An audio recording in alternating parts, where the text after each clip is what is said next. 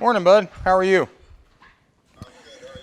I'm doing great. So I'm actually mic'd up right now, and I'm going to tilt this for a second because I've got a camera back here and I've got Oleg next to me with a mobile camera that we're actually going to film me doing this with you, so just FYI. I'm going to flip my screen around where you're looking at the high points. Okay? So I got 4 high points right there. You see them okay in the camera? I can. Perfect. Okay. At least 2 of them anyway. Yeah, I'll adjust the camera or the light here in just a second. I'm going to do the 2 front ones first, then I'm going to do the 2 back ones so you can get a better visual of it. So Those are substantially smaller than the dents I've been making, right? And that's probably where I'm having my trouble. I think I'm cracking the Turnbow. I'm just getting little tiny little white spots. that They look like yes, that little real bright, it almost looks like a little LED bulb in there. That's from pushing too far or pushing too fast, and yes, you're cracking the clear coat. I mean, theoretically, you can still tap that down and level the metal out, but that little nib is the clear coat cracked that you're never going to get rid of. At the end of the day, the clear coat's cracked. Potentially, depending on how bad it is, you might be able to wet sand it a little bit and buff it out and minimize it. But once that clear is cracked, it's cracked. So that's where you want to kind of rein that pressure in and start to learn to control that pressure a little bit better, where you're not pushing it so far and so hard. And pushing it slow is also going to help you with that. Yeah, and I totally see how you just have to push it slow. Absolutely. No choice. Your tool is in the wrong place. You're just creating damage, more work for yourself. Right. Absolutely. So yeah, and that's something I'm learning. A lot of this is just, I'm one of those guys that does a lot of trial and error, you know.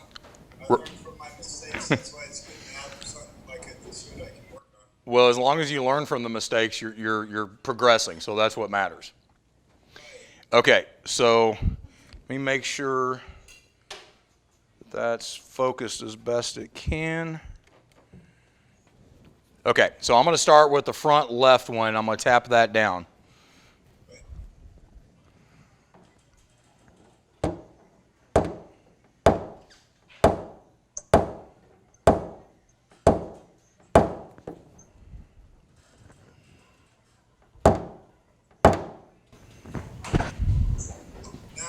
you look like you're using an aluminum tap.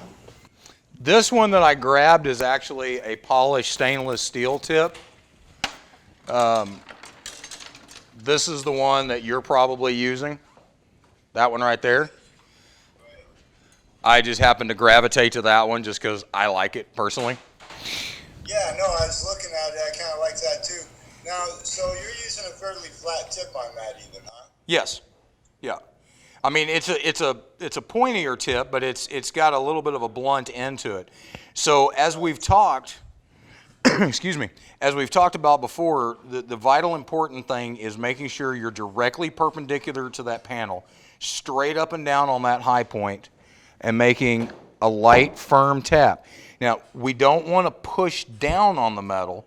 You can see in the camera how that's flexing when I push down. You don't want to do that. You just want to rest it right comfortably on the panel, firmly to the panel, but don't push down. Light tap, increasing the pressure as we need to get that spot to disappear. Okay? I'm going to do these other 2 real quick, show you those, and then I'll make a much higher high point, closer to what you were talking about. See if we get the same effect. Yeah. Okay. I'll make sure I crack the clear coat on one. This is a practice hood, so I'm not worried about cracking the paint or anything. Yeah, no, I don't know if you could even spin it in those pictures I took. So you see how smooth and level those should come out?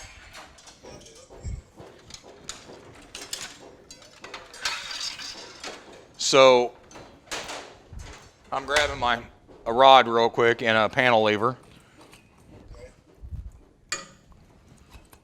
And then I'm going to make one of these kind of a gnarly high point closer to what you're talking about, which is very common at first. Well, that's good to hear. It's very common. That's kind of what you're talking about right there. That's probably a lot more like So I have 4 gentlemen that are here right now making their first round of high spots, and trust me, they're all doing the same thing that you and I are talking about right now. So that real bright spot that you're seeing, that's what I was talking about. That's your clear coat. That's where that clear coat cracked, okay? And I can see in person there's a little tiny line right there in the middle of it, and that's what looks so bright. It's because that line, that crack, is going to catch the light so much. Now, we can still tap this down. It's obviously going to require more pressure to get it there because it's much sharper. And in order for me to flatten it out as best I can, what you should notice there, and I'm going to turn another beam on. Oh, so it's like you put a little indent in it. I did. So there you go. Trying to make sure you can see it in the camera. In order to get that down as flat as I could, I actually had to drop it back down, basically semi into a dent, because I had to hit it so hard because that was such a high point and so sharp. The only way it was going to come down was for me to hit it that hard. Okay, so that explains it right there. That's good information. So basically what I'm going to have to do now is go back in here with my tool in a regular repair, and I'd have to push that low spot that I just created back up.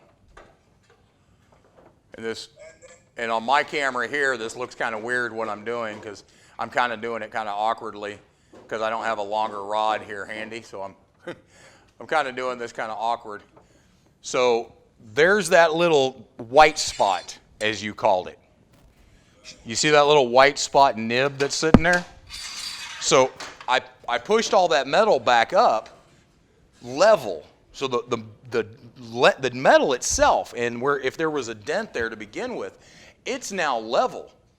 But you have that little nib from where the clear coat cracked, which is something that will be there indefinitely, other than, like I said, a little bit of wet sand and a buff could make that blend in a little bit, but it's never going to disappear because the paint is cracked. And the 2 things that will help you prevent that from happening in the future is a slower push, which will give you more control and let you rein the pressure in that you need, because you'll have the time to be able to watch that metal move and not go too high with it. So I'm going to flip you back around to me for a second.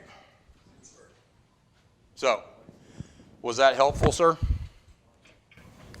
That explains a lot, actually.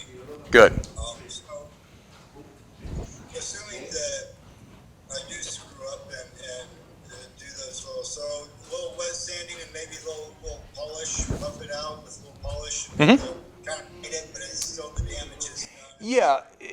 Yeah, depending on the circumstances and the paint and the metal and, I mean, all those different variables, it can definitely help. There's no question about it.